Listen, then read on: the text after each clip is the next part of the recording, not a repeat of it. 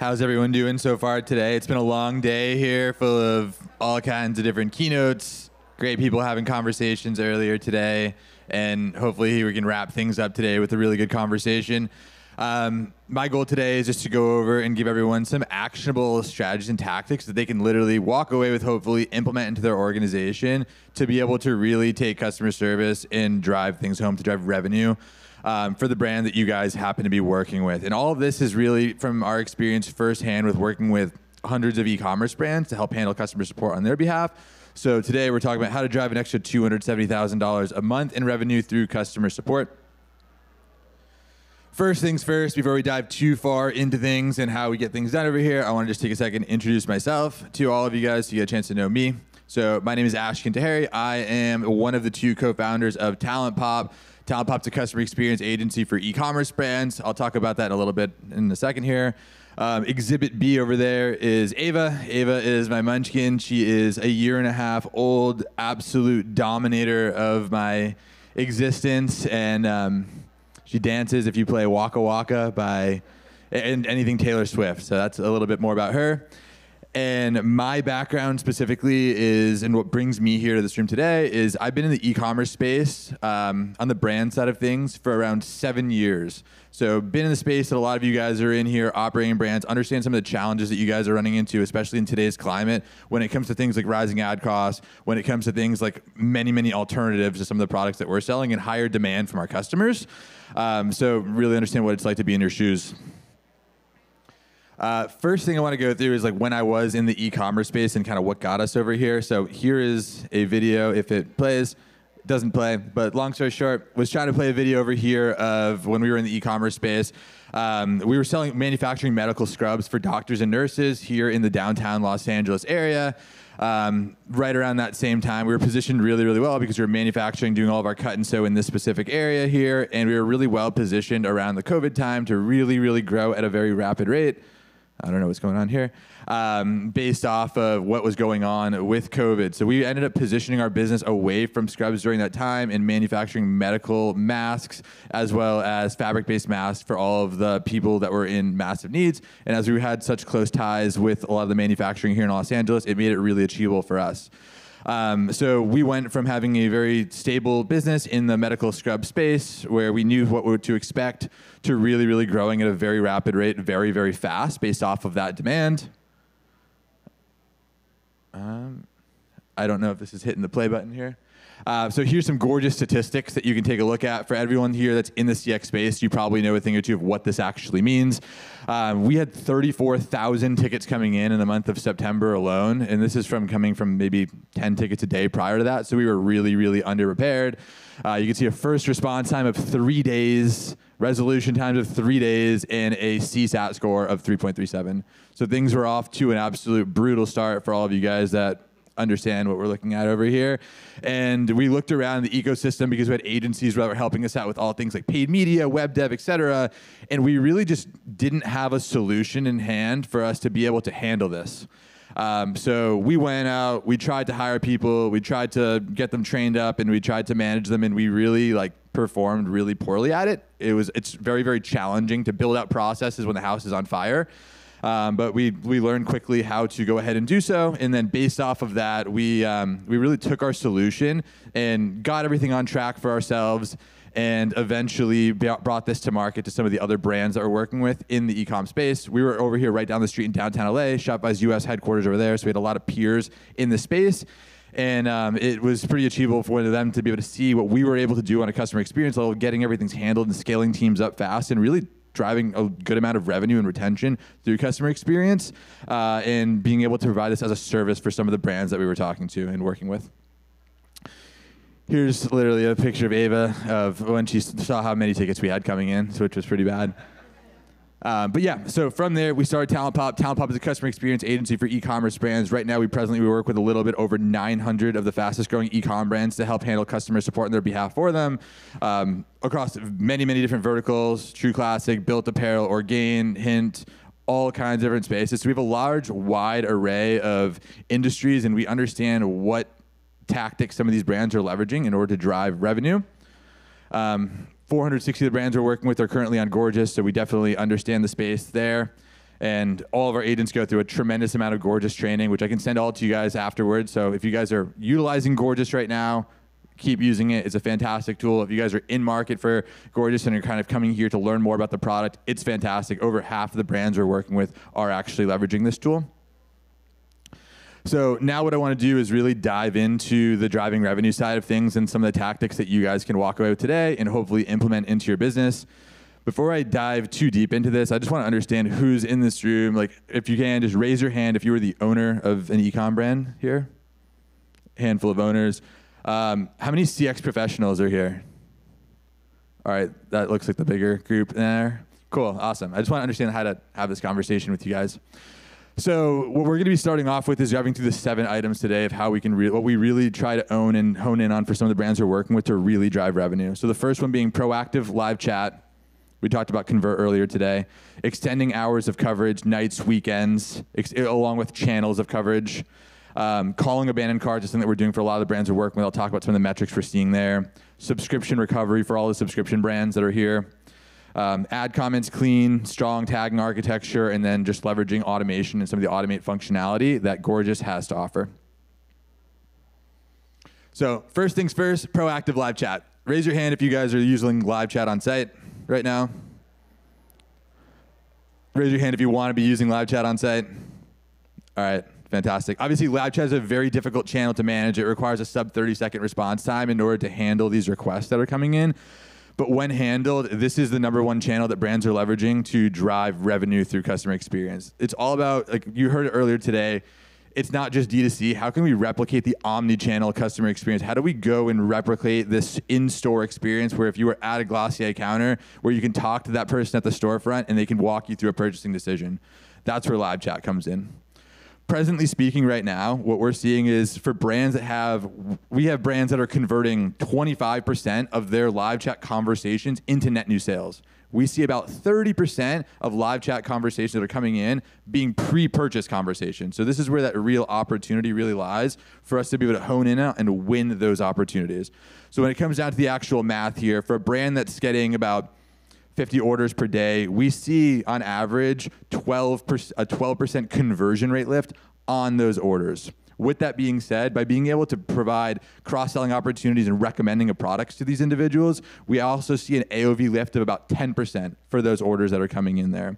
So by doing so, if you look at the numbers, we're driving an extra 6 conversions a day. For a brand that's got a $120 AOV, you're looking at $672 of net new revenue gained a day, $20,000 a month, turning into $245,000 a year.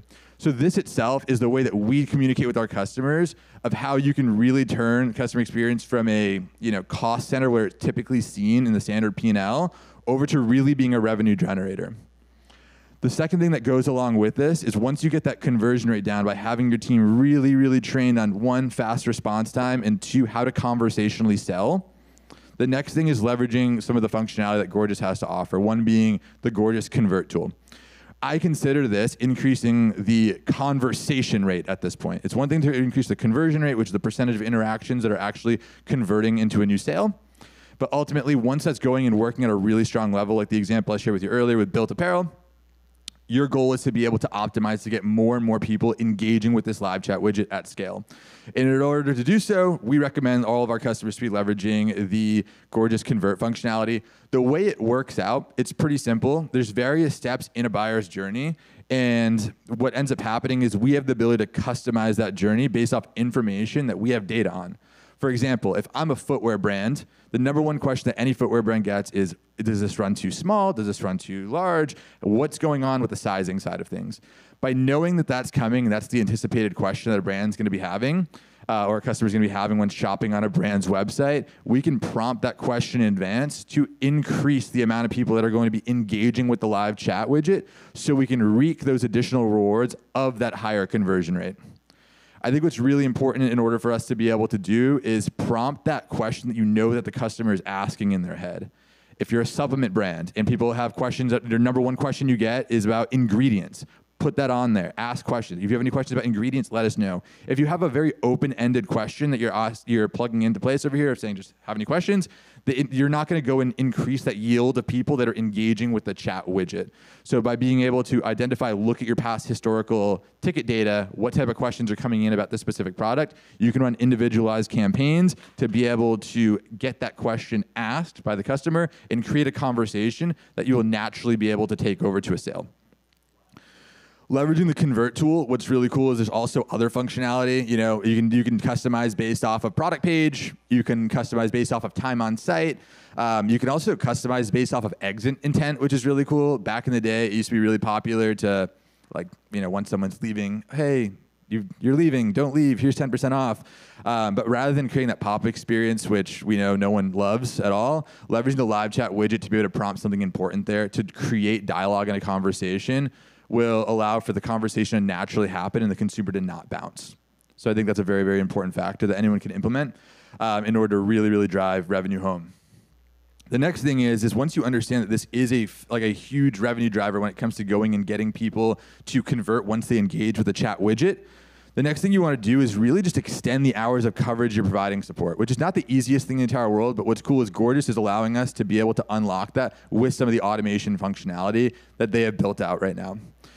Within Gorgias, you have the ability to go take a look at your statistics and look at two things that are really, really important. One thing is most brands that we look at when they come over to us and start working with us, they're covering support at 9 o'clock a.m. to 6 o'clock p.m., whatever their time zone happens to be. But oftentimes, this is not necessarily the reality of when their consumers are shopping. When their consumers are shopping, looks a whole lot more like this. So it's wide, it's on weekends, it's on nights. That's where their browsing behavior happens to be. And I think if you look back at not only just the whole customer experience, the number one thing that we want to do is just drive faster response time. But again, if we have a channel converting like live chat at a rate of 20, 25%, our goal is to be able to increase the amount of people that are engaging with that chat widget. And the easiest way for us to be able to do so after running these convert campaigns is increasing the amount of hours that this is displaying to be able to go and create more conversations at scale. All right, the next thing we're doing over here that we're launching for a lot of our brands, especially as you move up market in the space, is actually calling and contacting abandoned carts. Previously, before, 10 years ago, you couldn't email anyone when they abandoned cart because that's weird. I remember 5 years ago, I went to a Klaviyo event in Boston. It was our first ever one. It was just like this. And I talked to my rep and I was like, yo, I want text messaging. I built a homegrown system to text message our brands. I don't think they're opted in. I might go to jail for this. I need you guys to build something out for us. And my rep's like, hey, no way too intrusive. At this point right now, SMS domestically is something that everyone is seeing and is expecting. It's also continuing to grow on an international level as well, throughout Australia, the UK as well. With that being said, what we're doing now for some of our clients, especially as you move up market into the more luxurious space, is actually calling the abandoned carts that are coming inbound. We're running campaigns for this for companies like Ducati, the motorcycle company. We're running this for companies that sell luxury goods like saunas or like cold plunges or different things along the lines of this. And the data that we're seeing, though early on, looks something like what I'm showing you here. Where again, on example, for a brand that has 50 orders coming in per day, you'll expect around 142 abandoned carts, which entails about a 70% cart abandonment rate. From there, we only collect numbers about 75% of the time, based off them plugging that number in. So we end up with 106 phone numbers to call. On average, after one call, we see an 18% pickup rate. By calling 3 times, you can actually increase that rate to closer to 25%, but I'm just gonna go with the 18% number. And we're converting about 1 in 4 of those sessions into a net new sale.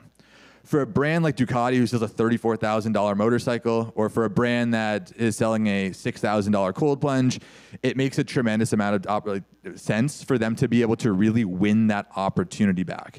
And it doesn't need to be this weird thing. Realistically, by giving someone a call and saying, hey, it looks like you were taking a look at the size medium t-shirts. I just want to see if you have any questions about the size medium t-shirts. And from there, just being able to have dialogue with your customers allows you to be able to unlock that opportunity and really win that person back as a customer for life.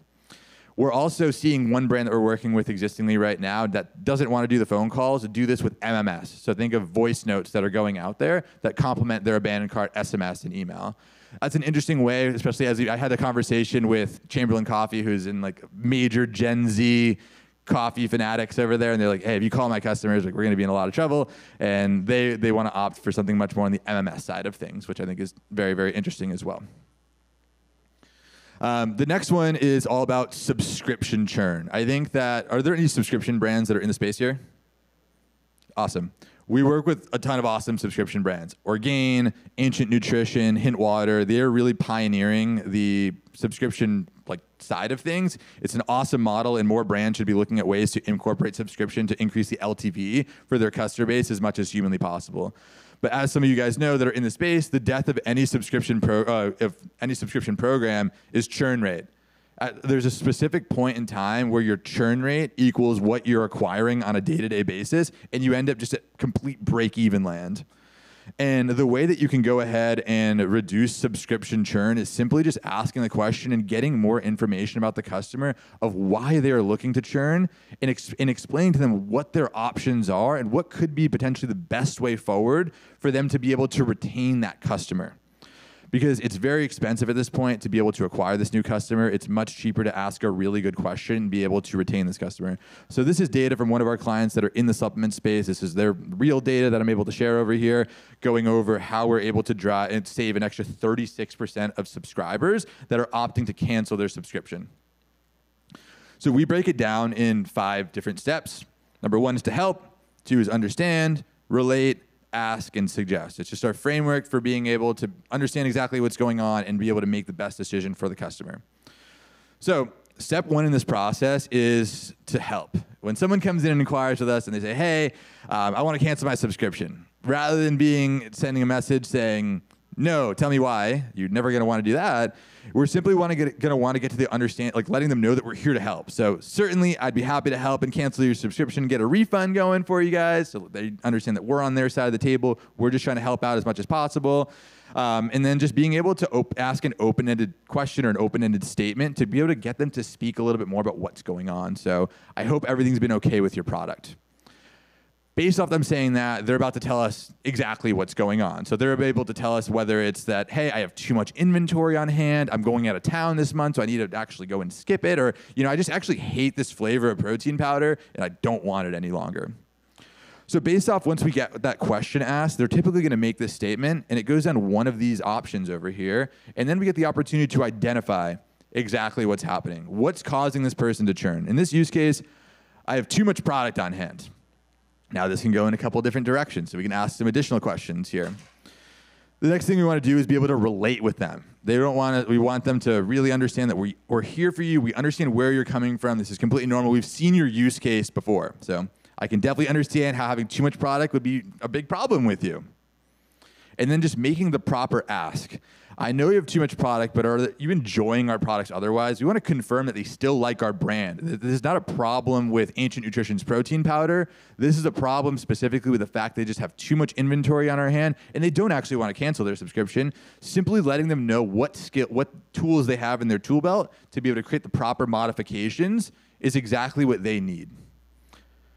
From there, we're able to go ahead and make a suggestion to them. Awesome. You're telling me that you love the product, everything is great. You're just going out of town next month. Well, within a lot of these more modern subscription platforms, like the Recharges of the world, the Skios, the Order Grooves, we have the ability to, rather than cancel their subscription, skip their next order. So now if Sarah is going out of town, they're going on vacation, rather than going and canceling their subscription for life, ending that LTV forever, I'm just opting to be able to present the opportunity to skip that next 30 days to make it so they can use all their protein powder up and then go and get it reshipped to them at the time that works best for them.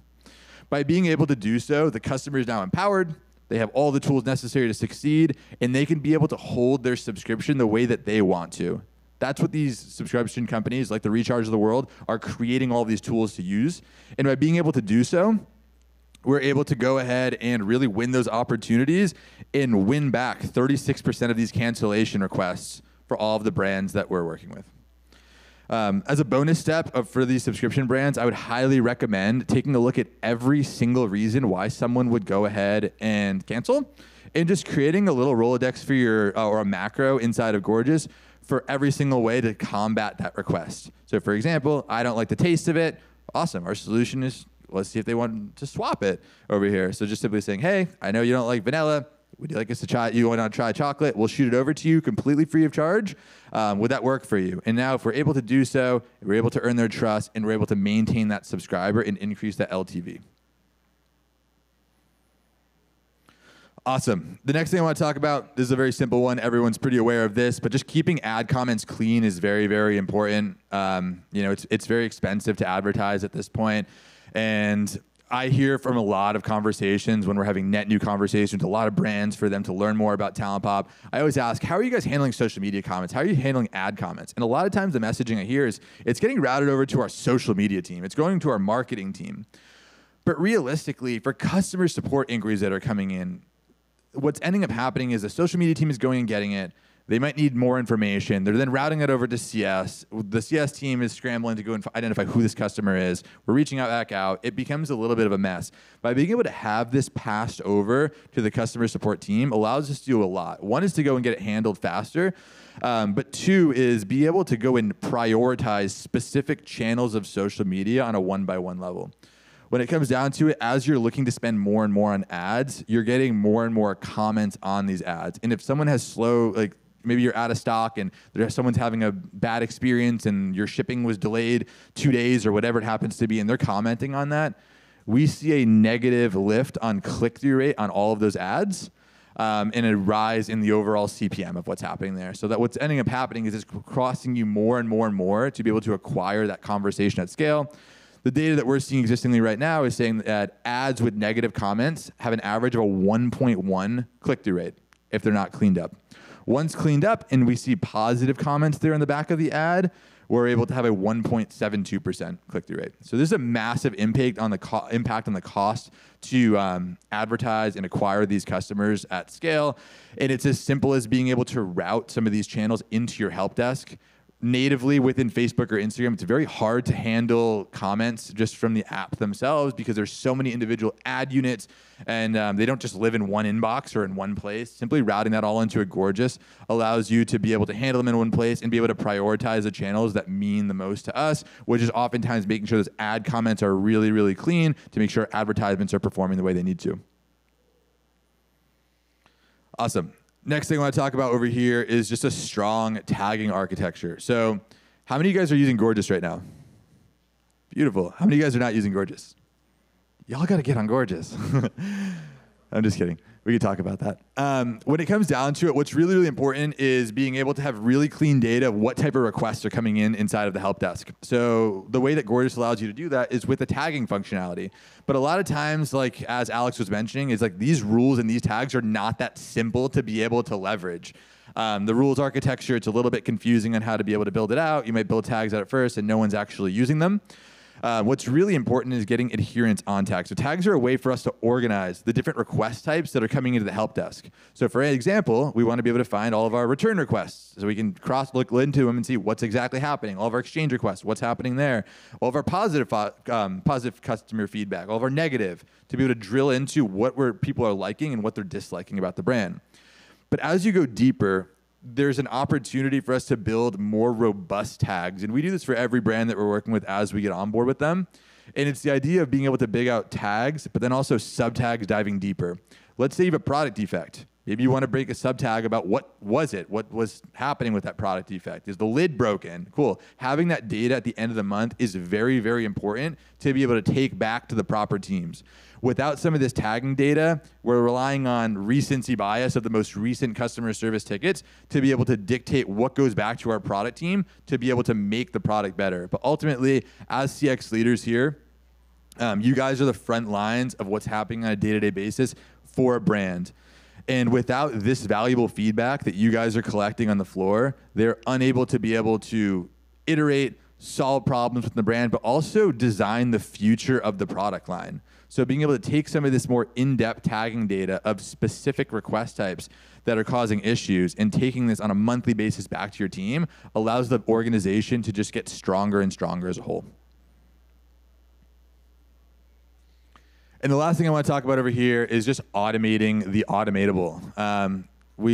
You guys probably heard this a million times earlier today. Automation, very, very important. Gorgias AI, their AI agent getting launched over here. At the end of the day, your agents only have 8 hours a day on a day-to-day basis to handle requests. being able to take the standard one-to-one questions of Wismo, basic product information, damaged goods, basic FAQs that are macro-based, and being able to get those automated and reach a 10, 20, 30% automation rate to handle those requests on a day-to-day basis allows your CS team to go ahead and get unlocked and unlock some of these channels that might be more important to be able to drive a better overall customer experience, like the live chats of the world, like the phone calls of the world. So I really think there's a massive opportunity for us to take this automation side of things seriously, even though it is a lot of work to go ahead and get set up, to be able to set our agents up to be able to unlock these opportunities. Some of the brands we're working with are also like Jackson. Kayla over there was talking, they would mention that Kayla gives their CX team a $100 gift card that for the people that are going and driving the most sales through chat. Being able to gamify this process on the individual rep by rep level increases performance. We have teams that do this when it comes to driving revenue. We have teams that do this when it comes to increasing overall CSAT score across the board. And these are little ways that you can go ahead and incentivize a team to be able to go after the action that the business wants the team members to take.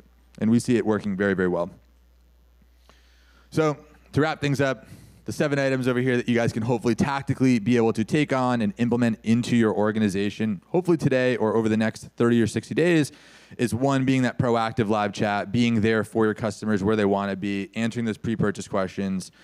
2, extending those hours of coverage to be able to get more adherence of people conversating with the live chat widget, calling abandoned phone calls, making sure that you have a subscription recovery process in hand to be able to win back as large a portion of those cancellation requests as possible, keeping your ad comments clean, strong tagging architecture, and then just doing what you can to automate the automatable requests. When it comes down to it, if you need help with support, this is what we do here at TalentPop. We work with a little bit over 900 of the fastest growing e-commerce brands to help handle customer support based off the hours that you need to have covered. So we're always happy to have those conversations. And this is my email here. Feel free to hit me up, shoot me an email. Always happy to have a conversation with you guys and see what we can do to continue to level up things from a CX perspective. And if you guys can, feel free to take out your phone over here. One thing that we're trying to do across all the board of all the brands we're working with is conduct a free CX audit of what's going on in a customer experience level and what opportunities might exist. So with that being said, being able to identify what your grade is of macro utilization, what's your automation rate presently, when are your tickets coming in versus when your support team is existingly handling support. Feel free to scan this QR code over here and we'll be able to conduct a free audit for you. And we're gonna pick one of the people that went and scanned this QR code to give a $100 Visa gift card out. So it'll be cool. And I just want to see if you guys have any questions that I can help answer about all things CX. Yes.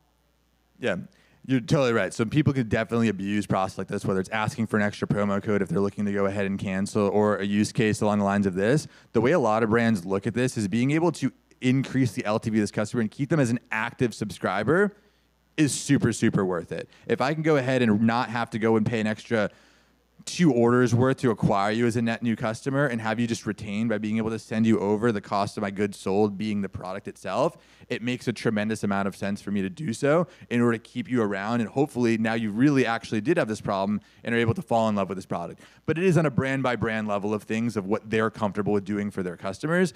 And within Gorgias, you could also take a look at past tickets that are coming in and take a look at if anyone seems to be abusing some of these processes.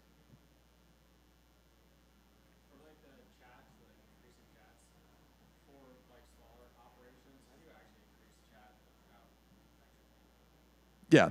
So it's always going to take humans in order to be able to handle the requests that are coming in. That's the first thing to be understood. But when you're talking about like increasing the amount of chat conversations that are coming inbound. Like hours of chat, like everyone's like, oh, hours of chat, like people shop at night, but like your employees don't work at night, they have to go home too. Your employees don't work on the weekend, they have to have days off. Yeah. So like it's not really realistic to have chats on nights and weekends, but if that's like the shopping habits, like how do you combat that without actually having access to like 24/7 staff? Yeah, that's a great question. I think it starts off by just taking a look at the data. It's not a matter of going like just jumping and going 24/7 day one out the gate. But starting off with looking at the data, understanding, all right, cool. We're presently handling all things customer support as well as live chat between the hours of whatever this happens to be over here, 7 to 5. But our ticket volume looks like it's spread a little bit more than that, and we're already seeing a really strong return of the live chat platform based off us having this 8 to 5 covered or 7 to 5 covered. Data tells us that we can go ahead and expand our shifts, so it looks like 6 to 7 would be really strong hours for us to have covered. Let's actually bring on 2 shifts that are being covered, and let's get that done, and let's have a 7-day week of coverage going on. So you would still need to increase one more piece of headcount, but it's after you went ahead and validated the fact that live chat is going to be profitable for you based off of the metrics that you see over here. So I think step 1 is going in and making sure we're optimizing for conversion rate. Have we set our team members up for success? Is our response speed fast enough? If we're not having a sub 30-second response speed to chat, we're actually just going to have people bounce realistically there, and we're creating a worse overall customer experience. What we have all of our agents do is they work off something what we call a prioritization schedule, which means that maybe I'm answering an email coming in, then all of a sudden a live chat pops up. I'm dropping the email. I will go and get back to the email. I'm going to go and head to this live chat, say hello, begin that conversation, close it out. Once that's been closed out, I'll come back over to email. And it allows it, like we maintain 2 different SLAs, one for an email SLA and then one for a live chat versus phone SLA. So I think that once you're able to validate here, make sure that you're at a strong conversion rate level that makes sense. Let's go and increase the conversation rate by leveraging the next step, maybe being the Gorgias convert side of things. And then let's take it an extra step further and saying, all right, cool, let's actually, our customers are browsing at more hours than this. Let's go ahead and get that covered.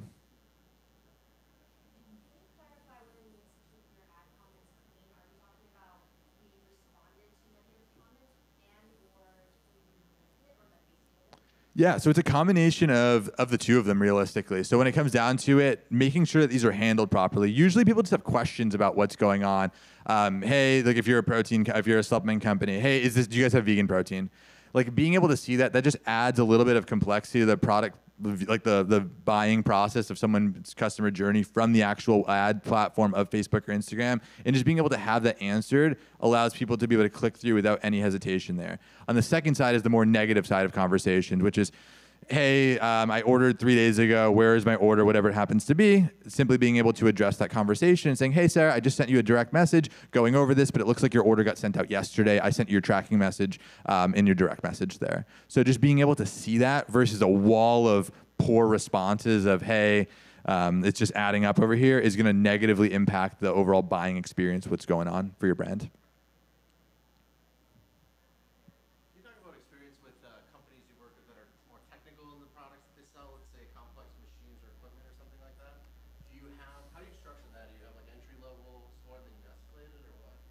Yeah, so we work with a lot of companies that are like not the t-shirts of the world and are far more technical than that. I was giving you the example earlier today when it came down to like electric scooters, electric bikes. Those are relatively complex products there.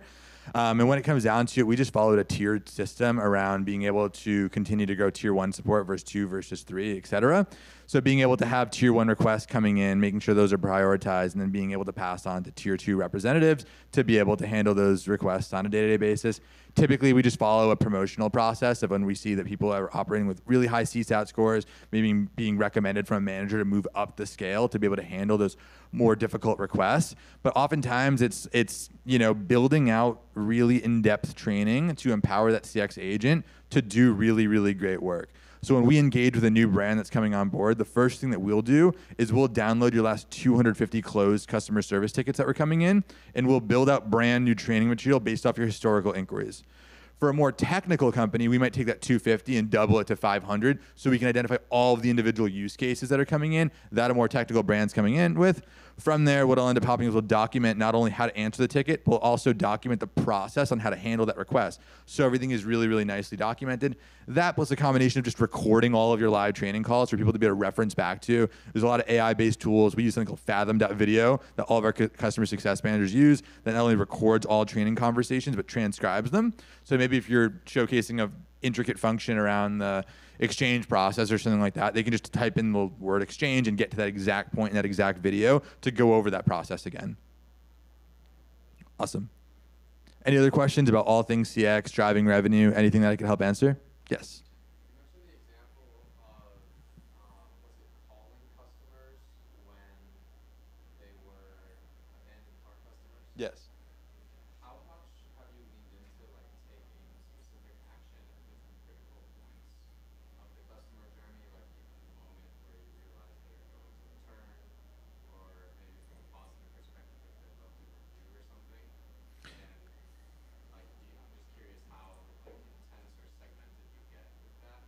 Yeah, that's a great question. It's something that's new to us right now, but it's working at a really, really strong level. So we're starting off with the highest level of intent and kind of moving downwards. The biggest example being that abandoned cart functionality coming in. It takes a lot of human capital to make these conversations. You want to start with a return is going to be at the highest rate, which is going to be that abandoned cart. We do have some clients that we're doing things with, like, again, Ducati. That's a custom bike builder that you built a custom bike. I'm going to go and reach out to you. We have some clients that we're doing post-purchase phone calls for. Some of the subscription brands that we're working with, actually, rather than there's two sides to the process. One is retain, and then two is converting non-subscribers into actual subscribers, where we actually are outbound calling some people that say, hey, you bought 2 types of protein from Orgain in the last 60 days. I'm going to tag that inside of the help desk to go and give a call to and just educate them on the fact that, hey, Sarah, it looks like you purchased the vanilla protein again. Awesome. I'm not sure if you're aware, but we have this subscription program where you can actually be a part of it and save an extra 15%. Do you mind if I actually go and convert your order to a subscription? Yes. All right, cool. Fantastic. And now we've been able to not only pay attention to the conversion side of cancellation requests into maintaining of subscribers, but also converting those single purchases into those subscriptions. But yeah, you can definitely take this process and continue to go down step by step by step as you go deeper into reviews, positive reviews. Like negative reviews, yes, absolutely. That's a thing that's kind of relatively common as well in the space. So, of course. Any other questions, guys? Awesome. Well, thanks for listening to my TED Talk here. Hopefully we get some things that we can walk away with.